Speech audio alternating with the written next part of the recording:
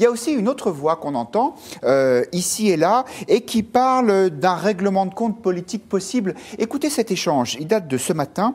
Il est entre François-Michel Lambert, député La République En Marche des Bouches-du-Rhône et proche de Nicolas Hulot, et notre confrère Yves Calvi. Les propos de François-Michel Lambert ne sont pas exempts de sous-entendus, notamment quand il parle de ses ex-amis d'Europe Écologie Les Verts. Regardez. J'ose pas imaginer que mes anciens amis de EELV puissent d'une manière ou d'une autre être à l'origine de cette rumeur.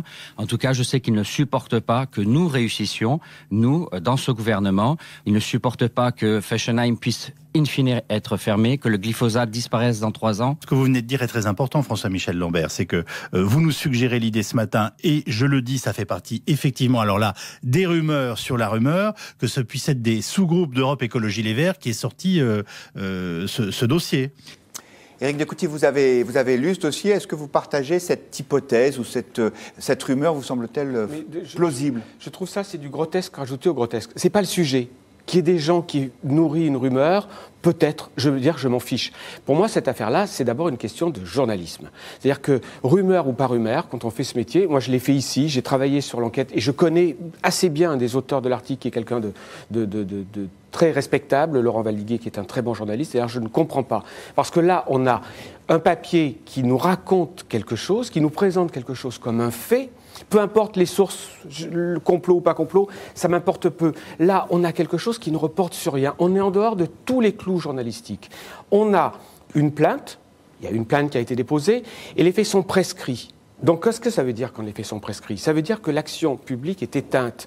On a une plaignante potentielle qui a déposé plainte une fois que les faits ont été prescrits. Donc, il n'y a aucune possibilité d'enquête, d'investigation, de vérification, sauf à ce que les journalistes qui ont publié ce dossier-là nous apportent des éléments. Et quand on lit cet article dans le détail, on n'a rien. On est en dehors des clous journalistiques. Donc pour moi, mais il y a quand même un témoignage de cette jeune femme dont un autre journal, Le Parisien pour pas le nommer, nous a dit que c'était une petite fille de François Mitterrand. Témoignage anonyme sur des faits dont on sait aujourd'hui que la justice ne pourra pas se prononcer parce qu'ils sont prescrits. On a vu hier soir ce communiqué qui a été publié par le procureur de Saint-Malo, je crois que c'est Saint-Malo, venant se rajouter à la lettre que le procureur de l'époque avait envoyée. Donc on a quelque chose où il n'y a pas de possibilité d'investigation, sauf à ce que les journalistes ou d'autres amènent des éléments. Donc là, on a un dossier de 10 pages sur quelque chose qui est du domaine de la rumeur. Et pour moi, encore une fois, je l'ai dit, j'ai beaucoup d'estime pour... Je ne les connais pas tous, mais les gens qui font ce journal et un des auteurs de cet article-là. Mais je ne comprends pas qu'on puisse rendre public, en tous les cas qu'on puisse présenter comme une enquête, comme un élément d'investigation, ce genre de fait. C'est du domaine de la rumeur et ça aurait dû rester dans le domaine de la rumeur. Mais peut-être, Laure Mandeville, qu'il y a derrière des arrière-pensées de politique Moi, je pense comme Éric, c'est-à-dire que je pense que je n'en sais rien, je ne peux absolument pas dire s'il s'agit d'une démarche politique qui aurait été menée par un des ennemis, et sans doute sont-ils nombreux, de Nicolas Hulot. Mais ce qu'il me semble aussi, c'est que c'est une question de journalisme et que ce à quoi nous assistons, c'est exactement ce que Stéphane Durand-Soufflant a écrit dans l'éditorial qu'il a consacré à l'affaire. C'est que ce matin dans le Figaro, que la rumeur se substitue aujourd'hui à la justice. Et ce que je constate, c'est que nous sommes dans un contexte qui est un contexte à la fois français, mais un contexte aussi international américain, qui est le contexte de cette affaire Weinstein, où les émotions sont au plus haut, où on a vu toute cette campagne de Balance ton porc et de MeToo qui se déverse actuellement partout, avec des femmes qui prennent position, qui accusent, etc. Mais il y a aussi beaucoup de gens qui accusent sans preuve. Et donc, on a ce tribunal de l'opinion qui s'érige et qui, sans éléments, et c'est là que effectivement l'enquête d'Hebdo fait problème, puisqu'on a 2 personnes, dont une ne voulait pas dire son nom, qui finalement apparaît dans le domaine public aujourd'hui. On sait que c'est la petite fille de François Mitterrand, et l'autre qui est une ancienne de la Fondation Hulot, qui se rétracte absolument en disant qu'elle réfute absolument les accusations qui sont portées. Y compris dans le journal d'ailleurs. Ouais. Absolument. Elle dit, le journal dit, cette femme dément formellement devant nous ce que nous écrivons. Donc on a une affaire classée avec prescription, 2 témoins qui ne veulent pas témoigner et un journal qui se saisit de cette affaire. Donc on parle de quoi exactement? Donc il me semble qu'il y a un vrai problème et je pense qu'il y a un danger de ce tribunal de l'opinion. Et on se souvient par exemple de l'affaire Baudis, qui a une affaire absolument qui a tenu elle aussi de la rumeur. Et je voulais rappeler, citer, j'ai retrouvé cette phrase de Beaumarchais que je n'hésite pas à vous livrer, qui est Beaumarchais étant un peu le parrain du Figaro, cette phrase sur la calomnie qui est la suivante. D'abord un bruit léger rasant le sol comme une hirondelle avant l'orage, il germe, il rampe, il chemine et tout à coup, ne sait comment, vous voyez la calomnie se dresser, siffler, s'enfler, grandir à vue d'œil. Et donc je pense qu'il est important que ce type de démarche journalistique, si elle doit avoir lieu, doit être absolument blindée dans la mesure où, comme le disait Éric, la justice, elle, a tranché. Donc sans éléments nouveaux, pourquoi aller ressortir cette affaire? Juste un mot par rapport à la différence. Moi je suis d'accord avec tout ce qui est dit là évidemment, mais la différence avec l'affaire Baudis, et on connaît tous l'affaire Baudis, c'est que la justice a pu se prononcer avec beaucoup de retard, mais la justice a fini par dire le droit, et Dominique Baudis, après avoir enduré tout ce qu'il a enduré, mais la justice a dit qu'il y avait calomnie, alors que là, il y avait une enquête. Alors que là, il n'y a pas d'enquête, et il n'y en aura pas d'enquête. Donc on est dans cette rumeur-là, telle qu'elle a été présentée, elle va rester au-dessus de la tête de Nicolas Hulot, elle va rester présente pour l'éternité. Il n'y aura pas d'occasion de dire le droit après. Et ça, je trouve que c'est terrible. Guillaume Bernard. Oui, calomnier, il en restera toujours quelque chose, évidemment. Le problème, si vous voulez, c'est qu'au-delà de la simple affaire de Nicolas Hulot, il y a, me semble-t-il, quand même une accumulation d'affaires liées à des personnalités et à leurs mœurs qui, évidemment, ne peuvent que contribuer, je dirais, à d'étendre encore plus le lien entre les citoyens, le peuple et les élites. C'est-à-dire qu'on a, me semble-t-il, je dirais, depuis, en tout cas pour ce qui est de la France, depuis l'affaire Strauss-Kahn jusqu'à aujourd'hui, l'affaire Darmanin, l'affaire Hulot, etc., une accumulation, je dirais, de comportements supposés ou avérés qui, eh bien, laisse, comment dire, traduire véritablement une distorsion entre les comportements, je dirais, de tout un chacun qui essaye de se comporter le mieux possible, et puis un certain nombre de personnalités dont, à tort ou à raison, il est considéré que, eh bien, elles échappaient jusqu'à présent à la justice. Le risque, si vous voulez, dans cette affaire, c'est que, bien entendu, il y a la présomption d'innocence de manière générale, mais qu'en outre, on se dise, si un certain nombre de journaux ne sortent pas ce genre d'affaires, eh bien, en fait, ils pourraient échapper, je dirais, à la justice que tout un chacun est susceptible de subir. Donc, il me semble que c'est ça, en fait, c'est un emballement, je dirais, de médiatique qui, bien, se sert d'affaires sans bien se rendre compte que cela peut effectivement servir à conforter, je dirais, l'ambiance délétère et la distorsion qu'il y a entre les Français. Un sentiment d'impunité des puissants qui peuvent agir comme ils l'entendent? Oui, il me semble qu'effectivement, si vous voulez, le consentement, c'est une nécessité, c'est absolument nécessaire lorsqu'il y a des rapports intimes, etc. C'est une nécessité, mais c'est pas suffisant. C'est-à-dire que c'est une condition nécessaire, mais pas suffisante. En fait, on a le sentiment que dans un certain nombre d'affaires, parce qu'il y aurait eu consentement, ça supposerait la légitimité des actes. Or, il me semble que c'est là la distorsion qu'il y a entre une appréhension ou une appréciation populaire des choses et puis une appréciation plus judiciaire et plus élitaire, je dirais, des comportements. En fait, regardez un cas particulier. Est-ce qu'une personne accepte ou non une relation en échange du fait qu'on lui rende service? S'il y a consentement, on considère que c'est légitime. Or, le problème, c'est pas simplement le consentement, c'est l'acte en lui-même. Il y a presque une dimension morale dans ce que vous nous dites. Bien sûr, mais je crois que objectivement, dans la manière dont l'opinion publique reçoit toutes ces affaires, incontestablement, c'est pas uniquement un aspect judiciaire qui est en jeu, c'est un aspect moral, bien sûr. Alors, on est un petit peu loin, parce que vous n'y croyez pas de toute évidence, de ma question sur le règlement de compte politique. Bienvenue à tous les internautes qui nous ont rejoints. Au droitiste qui nous dit la plainte contre Hulot a été classée sans suite il y a 10 ans. Pourquoi en reparler brusquement, alors qu'Olivier sur Twitter nous dit c'est un pur règlement de compte, nous ne devons pas être complices. Benjamin, qu'est-ce qu'on dit de tout ça sur les réseaux sociaux? La thèse complotiste, ça marche toujours assez bien sur Internet. On reparlera de la thèse complotiste après, parce que je crois qu'on a un sujet qui va traiter de ça. Il faut savoir que Nicolas Hulot a plutôt une bonne image auprès des Français, une bonne image sur Internet. C'est pratiquement dans les ministres celui qui a la meilleure image. Et depuis le 7 février, le sentiment vis-à-vis de Nicolas Hulot plonge. Alors il plonge, et c'est beaucoup de messages, c'est presque 62 000 messages qui ont été émis avec une tonalité au moins à 30% négative. Et quand on creuse, qu'est-ce qu'on trouve? On trouve à la fois un sentiment de colère, de dégoût, qui finalement vient du fait que les Français réagissent en disant « pas lui, il était trop apprécié ». Ce n'est pas normal que ça lui tombe dessus. Et puis en même temps, il y a aussi une logique un peu d'injustice.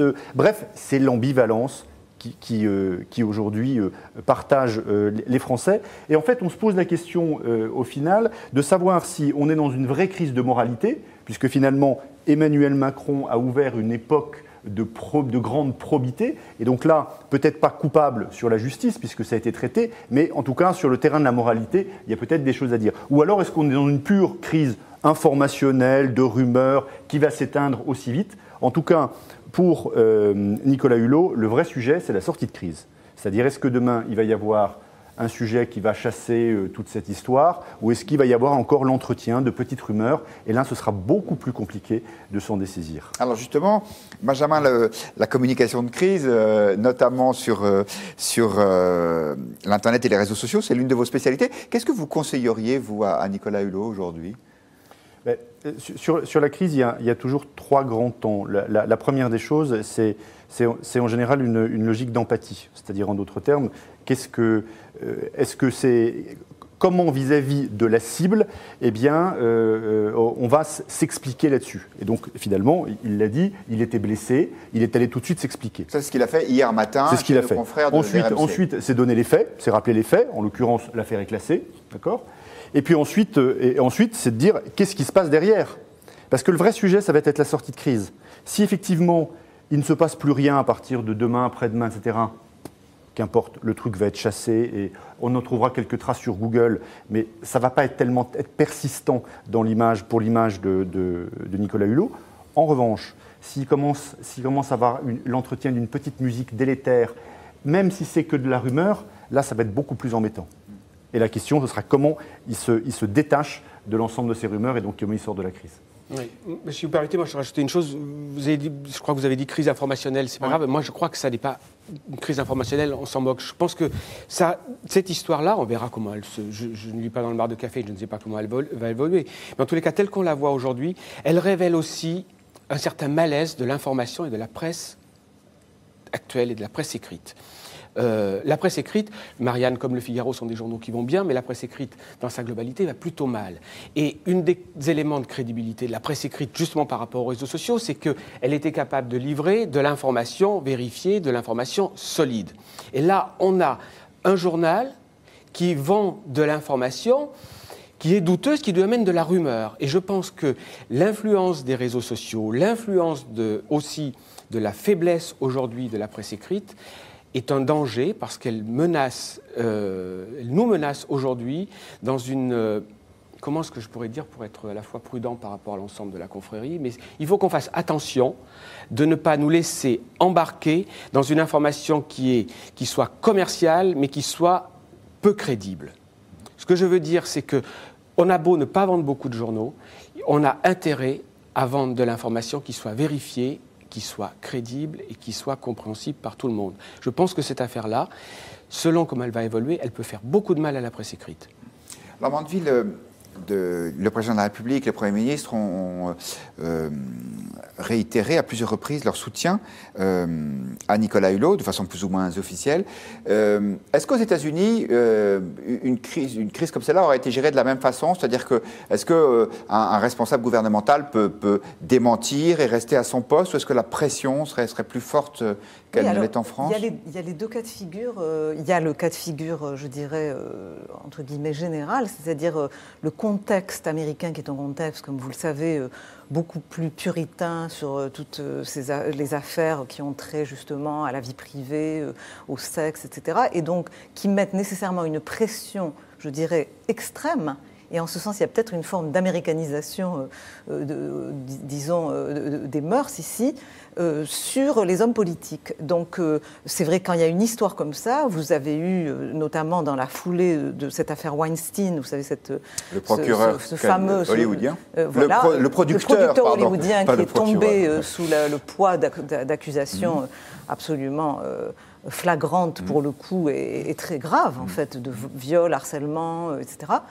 Et ça a créé une sorte de vague d'accusations en série qui ont touché notamment la classe politique. Et vous avez plusieurs sénateurs, congressmen en vue qui ont été obligés de démissionner, certains, alors que l'affaire n'a même pas été devant la justice, qui ont, sous le poids de la pression, ont décidé de s'en aller. On leur a dit de partir. Donc il y a ça d'un côté.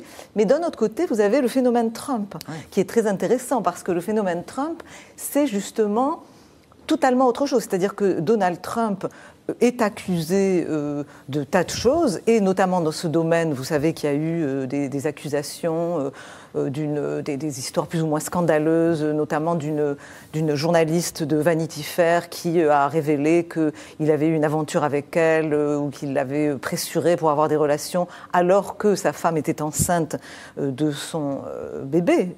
Et donc, dans le cas de Trump, ces affaires semblent glisser pour l'instant, avec ne laissant, je dirais, quasi pas de traces, malgré un grand bruit, le grand bruit des réseaux sociaux, le grand bruit de la presse, mais il semble d'une certaine manière vacciner ou inoculer contre ce type d'accusation, ce qui montre le caractère d'ailleurs, je dirais, ambivalent de la période que Éric racontait, c'est-à-dire que le bruit peut aussi en réalité finir par créer une sorte de lassitude et loin de permettre de faire rendre des comptes au pouvoir, au contraire finalement devenir un espèce de grand bruit auquel plus personne ne prête attention. Ça pourrait être effectivement un danger dans le futur.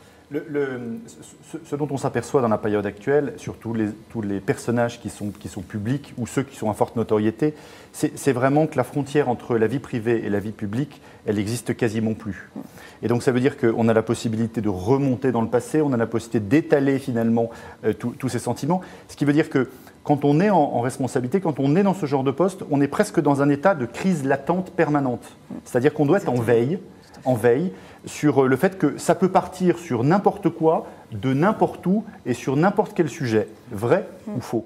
Et ça, c'est une réalité, hélas, à laquelle il va falloir s'habituer, parce qu'elle touche tout le monde et de plus en plus nos hommes politiques. Qui plus est, quand on réaffirme, quand on est aux responsabilités, quand on fait une grande promesse de probité. Forcément, on rehausse. On instrumentalise la vie privée par ailleurs pour pouvoir faire campagne. Et évidemment, on le fait aussi. Donc ça, cette réalité, il va falloir vraiment s'y habituer. Et c'est grave, parce qu'en fait, ça montre c'est un changement de monde politique. Et aux États-Unis, c'est les années 80. Avant, regardez, Kennedy a pu faire tout ce qu'il voulait sur le plan privé, ça ne l'a jamais rattrapé. Enfin, moi, j'entends bien tout ça, qu'on parle de la vie privée, la confusion, mais malgré tout, quand on porte des accusations, c'est des faits dont on a besoin. C'est que, après, l'essentiel, c'est des faits. Donc, on peut ergoter sur vie privée, etc., l'intrusion, mais d'abord, est-ce qu'on apporte des faits? Là, en l'occurrence, il y a eu d'autres affaires de mœurs avec des faits qui ont été apportés, qui ont été contestés, mais qui ont donné matière à investigation et à jugement. Mais là, ce sont les faits. Si des faits étaient apportés, on aurait probablement un autre débat que celui qu'on a aujourd'hui. Là, le problème, c'est qu'on n'a pas de faits. Je voulais livrer le témoignage de Serge, qui n'engage que Serge. Il n'y a pas de fumée sans feu, nous dit-il. S'il s'avère qu'il y a des présomptions de culpabilité sérieuses, il faut qu'il démissionne. Alors voilà, c'est exactement ce sur quoi je voulais... En quelques instants, parce qu'on a plein de choses. Il me semble que dans ce genre d'affaires, et en l'occurrence dans cette affaire-là en particulier, c'est peut-être effectivement malheureusement moins les faits eux-mêmes qui sont susceptibles, je dirais, de provoquer la réaction de l'opinion publique que justement le classement sans suite. C'est-à-dire que je me suis peut-être mal exprimé tout à l'heure pour ne pas suffisamment le préciser, mais justement, l'enjeu, il est sans doute dans cet article, de se dire pourquoi y a-t-il eu classement sans suite. C'est là où il y a un soupçon, effectivement, de distorsion entre les élites et le peuple. Même c'est sur quoi, et le témoignage là, qui vient d'être lu, me semble être tout à fait caractéristique. Même si, en l'occurrence, ça nourrit justement ma conviction, puisque ça a été enterré. Absolument. Parlons maintenant, si vous voulez bien, ce qui a été probablement l'événement purement politique de la semaine, le déplacement d'Emmanuel Macron